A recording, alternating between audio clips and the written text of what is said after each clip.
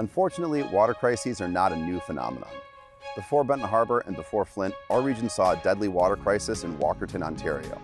Today, Walkerton helps safeguard water supplies throughout the province. Bridge, Michigan environmental reporter Kelly House spoke with experts there about Benton Harbor and what it will take to avoid more crises in the future. In the year 2000, lax regulations and human error led to bacterial contamination in Walkerton, Ontario's drinking water.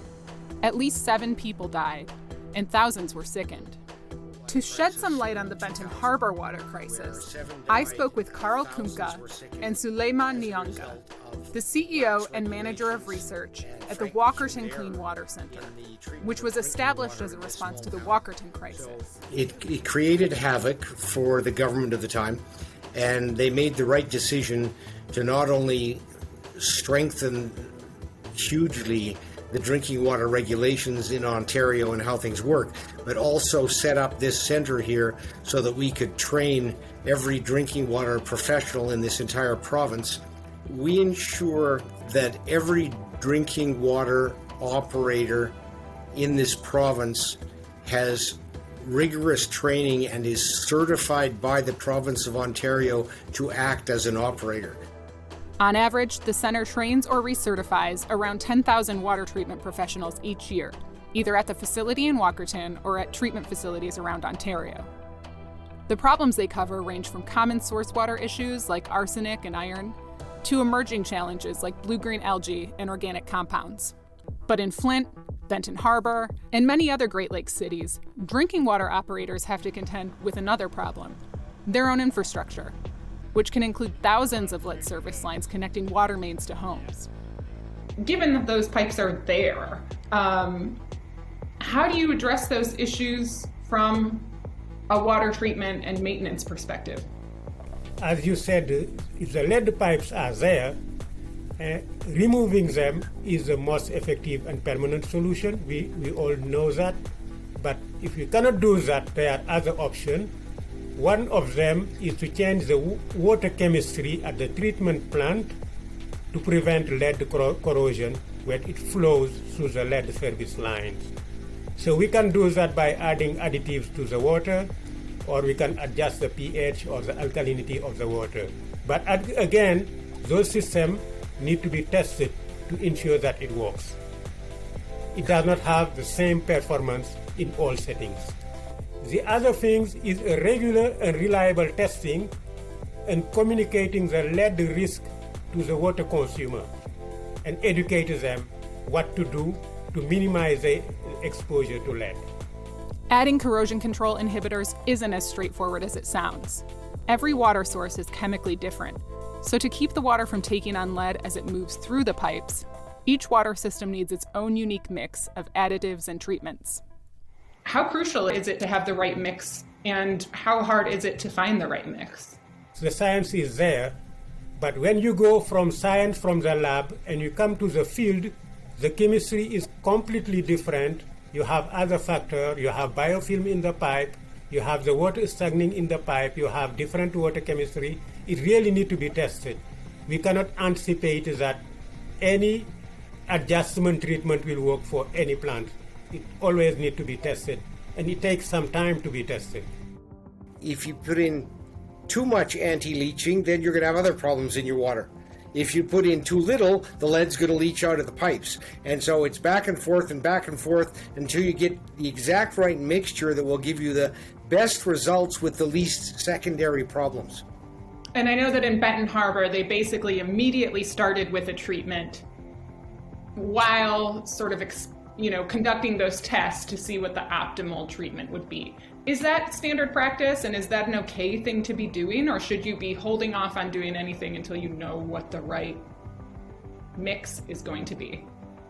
Ideally, it's better to find the right mix first, but it's also possible to start something and to monitor at the same time, and in the meantime, finding other source of water. Not use the water for drinking, not use it for cooking, and find another source of water like bottled water or house treatment devices to reduce the lead level. Many cities are now moving to replace the lead service lines in their water systems. But that process is extremely expensive and lots of communities simply don't have the money, which raises serious questions about fairness and equity. Many of the most extreme ongoing water issues in Canada are happening in First Nations communities. And, it is not lost on people here in Michigan that two of the most, prominent water crises in our state have happened in majority Black, high poverty communities. Why is that? Do these water problems often break down along racial and socioeconomic lines, and why? Well, I think it comes down to money. And unfortunately, that's always at the top of the list. The water infrastructure is funded by the tax base. So if the tax base is not there to fund the infrastructure, it leads to a catch-22. Over time, your older infrastructure gets older. You don't even get the chance to do the repairs to that infrastructure, and so you're in a vicious catch-22 cycle where things only spiral downhill. A lot of cities could find themselves caught in that downward spiral as infrastructure ages and water quality standards rise. In Michigan alone, as of November 3rd, 2021, 9 water systems had lead levels that exceeded federal standards. And 25 water systems currently exceed more stringent state standards that will take effect in 2025. In both the US and Canada, safeguarding the water supply will take both resources and know-how. If there were more centers like the Walkerton Clean Water Centre in Canada and in the United States, I think that would be a start to improvement across both of our countries. As an agency of the Government of Ontario, the Walkerton Clean Water Centre can't provide training or assistance to operators outside the province, but they can provide information. We have a 24/7 drinking water resource library with over 4,000 documents on it, documenting problems, common problems, and solutions to them. So that if you don't have a lot of money and you're a drinking water plant or an operator, you can go to that site and get free help and advice. And that's the least we can do, but my suggestion would be there needs to be more centers of excellence like this established, certainly in Canada and also in the United States. Should we expect more water crises, like the Walkerton crisis, like the Flint crisis, to be happening in the future? I think we can expect more water challenges.